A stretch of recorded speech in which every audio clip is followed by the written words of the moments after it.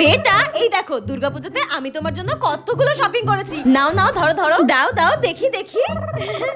হ্যাঁ হ্যাঁ মম, এগুলো তুমি কি ড্রেস নিয়ে এসেছো? আমার একদম পছন্দ হয়নি। ধুর, একটা ড্রেসও পছন্দ হয়নি তোমার এখান থেকে। কি বলছো বেটা? বাট বেটা এখানে প্রায় 2 লাখ টাকা শপিং করেছি তোমার জন্য, তোমার একটাও পছন্দ হয়নি? মম তুমি আমাকে কিছু টাকা দিয়ে দাও, আমি আমার ফ্রেন্ডদের সঙ্গে শপিং করে নেব। 2 লাখ টাকা?